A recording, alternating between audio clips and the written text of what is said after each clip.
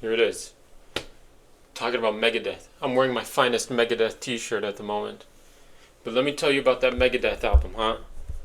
Man, that shit was very underwhelming. I have to be honest, it was very underwhelming. And like as far as like Megadeth albums go, it was fine. But as their final album and being like marketed as such, to me doesn't do too great. Wasn't too great. I'll be totally honest. I think the album starts pretty solid. I'm just gonna go song for song for song and just pretty much break down my thoughts on this record. So let's start with the first one. So Tipping Point, I think is pretty solid. I think it's a really strong start to the album. I think it's got some kick-ass guitar. I think it's pretty textbook Megadeth. And honestly, I do like the song. In terms of a song, I'd probably give it like an 8 out of 10.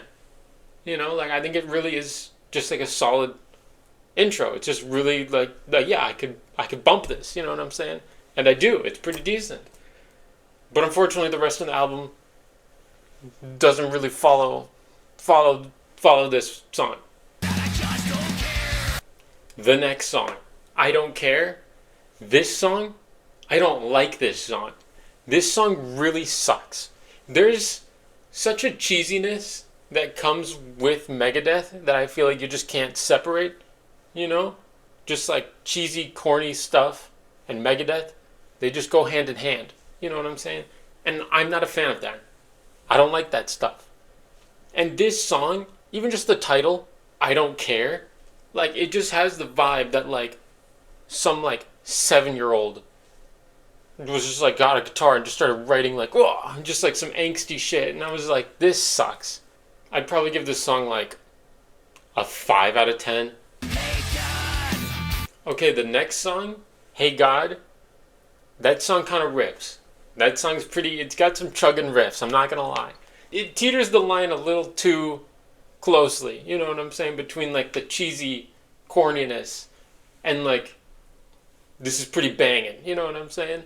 I'd probably give it like a 6 out of 10. I think it just squeaks by, and I think it just barely earns a nice little spot as like, this is decent. I think if I listened to it more, I'd probably be more like forgiving of the song, but like after listening to it a couple times, it's just like, let that be shred. The next song, I'm almost embarrassed to even say the title. Let There Be Shred. What are we doing? What are we doing with titles like that? Give me a break. This song is literally part 2 of like I Don't Care. In terms of like, yeah, you've got some nice parts, especially like Megadeth always does good with the guitar. It's always chugging, it's always fast, it's always badass. You know, but it's like when the lyrics and the vibe of the song are like something that like an angsty little kid would write, then you're losing me. You know, you're not gonna catch me listen to this song. No, you will not. You know, it's just not for me. Like, I like when they're like 80s, heavy, thrash, just fucking heavy. But when it's shit like this song sucks. This song's another like 4 out of 10. Okay, the next song, Puppet Parade, that song is pretty catchy. That song is pretty good. We're picking it back up a little bit. You know, we had our cheesy songs in the beginning. Now they're giving me some actual songs that I could really sink my teeth into. And this song is one of them. The more I listen to this song, the more I think I like this song. Puppet Parade. Yes, that's what it is. I like it. I think it's pretty catchy. I think it's pretty solid. I don't know why I'm putting my hands up like I'm like guilty of something, but it's good. I think it's got pretty good solos and breakdowns towards like the second half of the song. And it's just like I'll take that. You know, I'll listen to that. Like, this honestly might be the favorite of the album so far. You know, I'd probably give it like a 7 out of 10 or like an 8 out of 10. Probably 8. Okay, the next song, Another Bad Day. That one also kind of teeters the line of like cheesy, corny, and like this is pretty good. But I think it just barely made it to the side of like, okay, this is pretty good. You know, I think it's got some really solid parts in this song. It's got some decent amount of catchiness to it. Like, I think the song is good. It's just not like a standout for me personally. Like, I've got like almost no opinion on it. It's just so like yeah, it's fine, you know. So I'd probably just chuck it at like a 7 out of 10.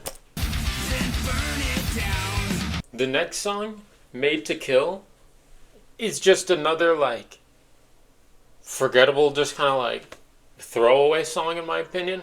I think it at least has like some like identifiability with like the earlier songs on the album, because it's like oh, that song, that's a song that's like cheesy as shit, you know. It's like, oh, this song, that's the one that I actually like. Or it's like, or that song, that's like the intro, I actually kind of fuck with that, you know.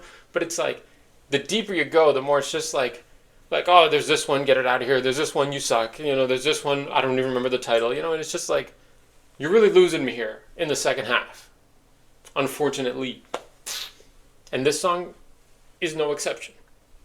I couldn't tell you anything about this song. It's so forgetful. I'd probably just give it like a 6. Maybe a 5, actually. I'd probably give it a 5 out of 10. No, 6 is fine. No, it's 5. Obey the Call. Okay, Obey the Call is the next song. It's on this track where I kind of realized, well, not like realized, but it was just like more, like most abundantly clear that like he's not really singing on this song. He's kind of just like talking in just like a sort of way that like comes across as like musical, but it's like you're not singing, you're just talking to me, you know. And this song is probably like the most apparent. I will say though, I think it's got some pretty like chugging catchy guitar parts, you know. Like I said, like Megadeth, they hardly ever miss when it comes to like guitars and just like riffage,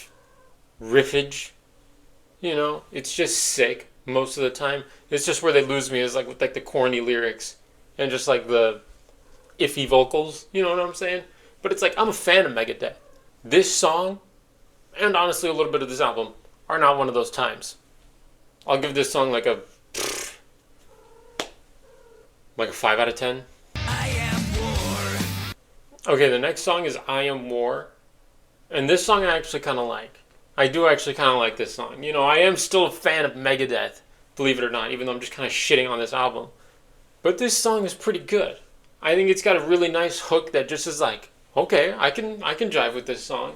I think the solo is pretty badass. I think just in general the song just kind of like just rips, you know. And I think it's just like the song, listening to it, like it just feels pretty short, but it's like a regular length. Like it's like the song is just like, you listen to it and it's just like I could listen to that again, you know what I'm saying? Like it just kind of like goes by pretty quick, and it's just like I'll take another hit of this song, you know.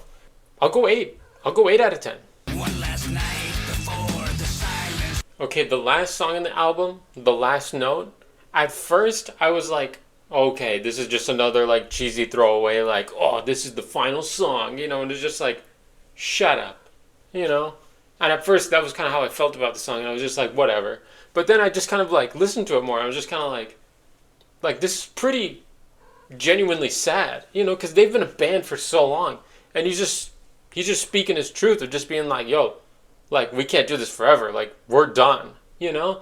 And honestly, I like that. I like that quite a bit, you know. And it still does have like some really like catchy moments, like in the solo is pretty great, you know. And I think the ending is really impactful, and I think it just has like solid moments in the song.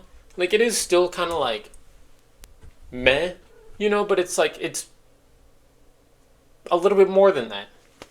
I think I'd probably give it like a 7 out of 10. Okay, so that was technically the last song on the album, but there is like the bonus track of like Ride the Lightning, which at first when I saw they were doing that, I was like, this is the most badass thing of all time. I was like, it doesn't get more metal than this, you know, because obviously Dave Mustaine was a part of Metallica, and like he's like, yo, this song that like blew you guys up, I'm gonna show you how I'll do that song. I was like, you got me hooked. That sounds fucking sick. Upon listening to it, it's pretty ass. I could do without it.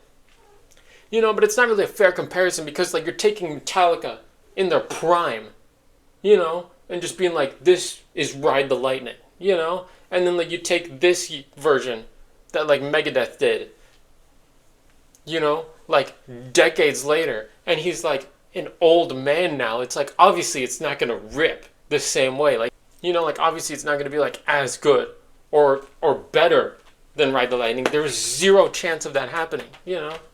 You know? And I'm not gonna count the song like when I'm judging the whole album. Not that it really affects things very much.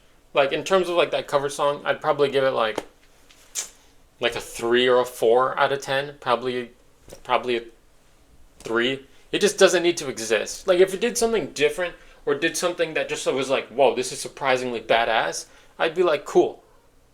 You did that and I like that. But they did it and I don't like it. That's all I gotta say about that.